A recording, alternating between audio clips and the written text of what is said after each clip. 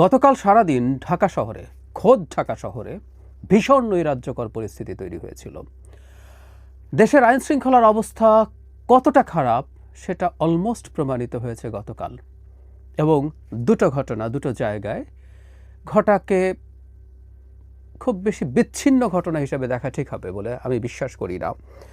আমি কিছুদিন থেকেই বলার চেষ্টা করছি, লিখছি, প্রথম আলোতে একটা কলামেও লিখলাম, দেশের আইন শৃঙ্খলার পরিস্থিতির অবনতি পরিকল্পিতভাবে ঘটানো হবে একটা গ্রুপ, একটা পক্ষ এই ধরনের চেষ্টা করে যাবে। আমি মনে করি গতকাল যা যা ঘটেছে দুটো ঘটনা সেটা পরিকল্পিত। কি ঘটলো আমরা জানি। তার আগের দিন অত্যন্ত মর্মান্তিক একটা দুর্ঘটনা ঘটে। বিমান বাহিনীর একটা ফাইটার জেট ক্র্যাশ করে একটা স্কুলের ওপরে, যেখানে শেষ খবর পাওয়া পর্যন্ত মৃতের সংখ্যা আমি দেখেছি 31।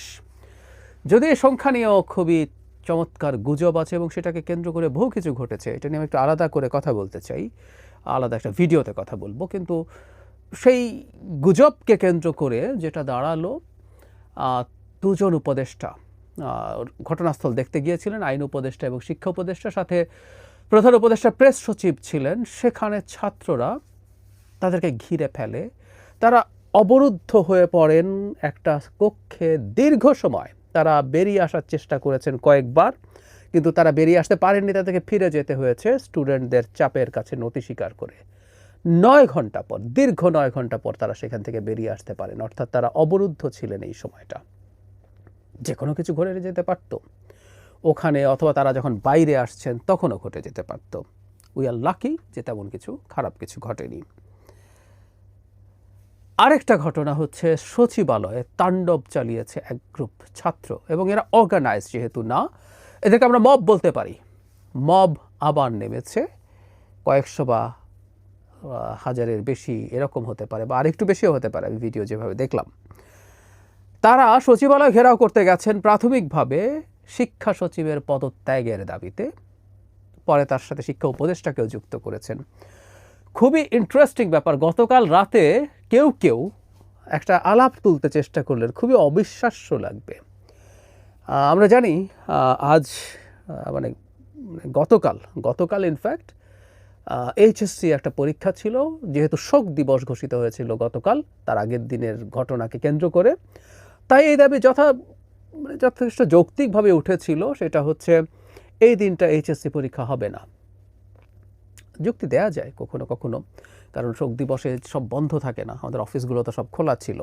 কিন্তু স্টুডেন্টদের ব্যাপার, এটা নিয়ে এই আলাপ অনেকে সমর্থন করেছেন, করা হলো, কিন্তু শেষ পর্যন্ত এই সিদ্ধান্ত এসছে তার আগের দিন রাত 3টায়। যারা মাহফুজ আলম তথ্য উপদেষ্টা জানিয়েছিলেন, তিনি শিক্ষা উপদেষ্টার সাথে দেখা হয়েছে, আলাপ করে তারা এই সিদ্ধান্তটা নিয়েছেন। ফেসবুক স্ট্যাটাসের মাধ্যমে তিনি সেটা জানিয়েছিলেন। গতকাল সচিবালয়ে মব গিয়েছিল তারা এই অপরাধে। আমি যিনি সচিব আছেন, শিক্ষা সচিব, শুনি তার অনেক দুর্নাম আছে, বা না থাকুক বা আছে সেটা বিষয় না। বিষয় হচ্ছে এখন তিনি যে কারণে তিনি শত্রুতে পরিণত হয়েছেন, খুবই ফানি। শিক্ষা উপদেষ্টা নাকি রাজি হয়েছিলেন, তিনি চেয়েছিলেন পরীক্ষাটা পেছাতে, কিন্তু শিক্ষা সচিব সেটা হতে দেননি। আমি খুব অবাক হই, এই তথ্যটা কিভাবে জানা গেল, আমার খুব কৌতূহল। আইদার শিক্ষা সচিব নিজে কোথাও কাউকে বলেছেন প্রকাশ্যে, অথবা গোপনে, অথবা শিক্ষা উপদেষ্টা বলেছেন। আমরা এই প্রশ্ন করি, শিক্ষা উপদেষ্টা কি শিক্ষা সচিবের নিচে চাকরি করেন? শিক্ষা সচিব যদি না চান, শিক্ষা উপদেষ্টা কি সেটা করতে পারেন না? এতই অথর্ব, এতই অক্ষম তিনি।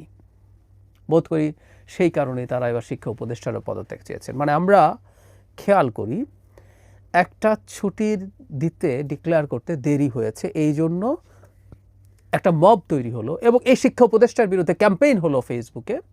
ক্যাম্পেইন শিক্ষা উপদেষ্টার শিক্ষা সচিবের বিরুদ্ধে, এবং তাকে অপসারণ করতে হবে এই দাবিও জানালেন অনেকে, এবং শেষ পর্যন্ত ঘটনা সেরকম ঘটলো। তীব্র চাপের মুখে সেই সচিবকে অপসারণ করা হয়েছে। কি করলো স্টুডেন্টরা? সেখানে প্রথম গেল, গেটের বাইরেই ছিলেন, তারপর তারা গেট ভেঙে ঢুকে পড়েন, সেখানকার যানবাহন ভাঙচুর করেন। খুব স্বাভাবিকভাবে পুলিশ তখন বল প্রয়োগ করে, কারণ সচিবালয়ের ভেতরের মতো এরকম একটা জায়গায় এটা হতে দিতে পারা যায় না, তাহলে আর রাষ্ট্র থাকে না। তারপর তারা বাইরে যান, এবং সেখানেও পুলিশের সাথে তারা দফায় দফায় সংঘর্ষে জড়ান। তাদের দাবি কি? দাবি হচ্ছে সচিবকে অপসারণ করতে হবে। কেন অপসারণ করতে হবে? তিনি পরীক্ষা পিছাতে দেননি, দিতে চাননি। এটা গোপন সূত্রে সবাই জেনে গিয়ে এই তাণ্ডব চালালো, এই কাণ্ড ঘটালো। শুধু ঢাকায় না, ঢাকার বাইরেও একইভাবে এইচএসসি পরীক্ষার্থীরা এই ধরনের কাজগুলো করেছে বা ঘটিয়েছে। ওই যে বলছিলাম যে এটা নিয়ে সিস্টেম্যাটিক ক্যাম্পেইন ছিল, এমনকি মৃতের সংখ্যা নিয়েও ক্যাম্পেইন ছিল। মাইলস্টোন কলেজ বা স্কুলের ওখানে উপদেষ্টাদের কপালে যা জুটেছে তার সাথে খুবই সিরিয়াসলি এটা জড়িত ছিল। এছাড়াও সেনাবাহিনী কিছু স্টুডেন্ট এবং টিচারকে সম্ভবত আঘাত করেছিলেন প্রথম দিন।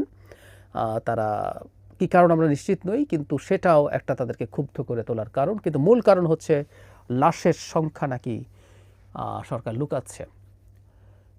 সিস্টেম্যাটিকভাবে গুজব ছড়িয়ে এই পরিস্থিতি তৈরি করা হলো। আমি বলছিলাম যে এই ঘটনা ঘটবে, আরও ঘটবে। আমি এটা আবারও বলি, প্রায়ই বলছি, আবারও ঘটবে, ঘটানো হবে পরিকল্পিতভাবে। দেশের আইন শৃঙ্খলার অবস্থা, আমরা যদি গতকাল যা ঘটেছে, আমরা তো এই প্রশ্ন করতে পারি, আমিই করি এখন, দেশের নির্বাচন হওয়ার পরিস্থিতি কেমন আছে? আমরা জানি এই আওয়াজ চলে আসবে, কোনো সন্দেহ নাই। এখনই মানে খুব দ্রুত চলে আসবে না হয়তো, কারণ গোপালগঞ্জের পর যেন হান্নান মাসুদ খুব দ্রুত মন্তব্য করে খানিকটা বিপাকে পড়েছেন। সমালোচনা হয়েছে, আলোচনা হয়েছে। পাটগ্রামে বিএনপির লোকজনের থানা হামলার পর জামায়াতের আমির যে বলেছেন এই অবস্থায় কিসের নির্বাচন, সেটা নিয়েও কথাবার্তা হওয়ার কারণে তিনিও হয়তো আপাতত একটু চুপ হয়েছেন। কিন্তু যারা নির্বাচন পেছাতে চায়, প্রিসাইজলি বললে এনসিপি, জামায়াত, তারা এই মানে গতকালের দুটো ঘটনা সামনে নিয়ে আসবেন।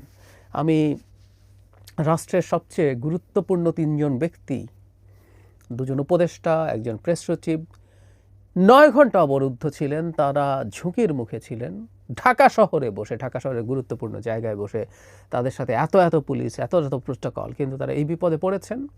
দ্বিতীয়টা, সচিবালয়ের মতো জায়গায় ঢুকে এই রকম মব, এই তাণ্ডব চালাতে পারে, তাহলে আসলে দেশের সিকিউরিটি কোন জায়গায়? প্রশ্ন তো করাই যেতে পারে, খুব ভালোভাবেই করা যেতে পারে। এই সচিবালয়ের গেট ভেঙে ভেতরে ঢুকে গেল, এটুকুর আগেই পুলিশের অ্যাকশনে যাওয়া উচিত ছিল, জরুরি ছিল, কিন্তু যায়নি। বাস্তবতা হলো সচিবালয়ের গেট ভেঙে ফেলা যায়, তার ভেতরে যাওয়া যায়, গাড়ি ভাঙচুর করা যায়। এটা প্রতিষ্ঠিত করা হলো। নির্বাচনের জন্য যথেষ্ট নিরাপত্তা নেই, অভ্যন্তরীণ নিরাপত্তা বা আইন শৃঙ্খলার অবস্থা ভালো না, এটা দিয়েই নির্বাচন পেছানোর পায়তারা চলবে, পায়তারা হবে দীর্ঘদিন থেকে। বলছি কথাটা, যেখানেই ঘটুক না কেন, যে কোনো ঘটনা, সেটার সাথে রিলেট করার চেষ্টা করা হয়, তাহলে স্বাভাবিকভাবে যেটা হবে, যে ঘটনাগুলো স্পন্টেনিয়াসলি ঘটে সেগুলোকে তো ইউজ করা হবেই, আর যেগুলো ঘটে না সে মানে নতুন করে ঘটানোর চেষ্টা হবে। জনাব নাহিদ ইসলামের মার্চের কথা আমি মানে রিপিটেডলি বলছি, আপনাদের অনেকের বোরিং লাগতে পারে, তারপরে আমি বলে যাই। তিনি রয়টার্স এএফপিকে বলেছেন যে এই বছরের মধ্যে নির্বাচন হওয়া কোনোভাবেই সম্ভব না, কারণ মানে নির্বাচনের আইনশৃঙ্খলার পরিস্থিতি মোটেও ভালো না। সুতরাং আমরা ঠিক সেদিকে এগিয়ে যাচ্ছি, সেই রকম একটা পরিকল্পনা আসছে। আমরা অচিরেই গতকাল যা ঘটানো হলো, ঘটেনি আসলে, এগুলো ঘটানো হয়েছে, গতকাল যা ঘটানো হয়েছে সেগুলো আদতে শেষ পরিকল্পনার অংশ। আমি এখনও মনে করি শেষ পর্যন্ত ফেব্রুয়ারিতে নির্বাচন হবে, কিন্তু আমি যখনই ফেব্রুয়ারিতে নির্বাচন হবে বলে বলছি, তার সাথে সবসময় যোগ করার চেষ্টা করেছি সংকট তৈরির একটা কন্টিনিউয়াস প্রচেষ্টা থাকবে। আমরা সেটারই একটা ম্যানিফেস্টেশন দেখেছি গতকাল, এবং আমাদের সত্যিকার অর্থে জনগণকে সতর্ক করে তুলতে হবে এই ধরনের গুজব, এই ধরনের মিথ্যাচারের মাধ্যমে এই ধরনের অ্যানার্কি তৈরি করার বিরুদ্ধে।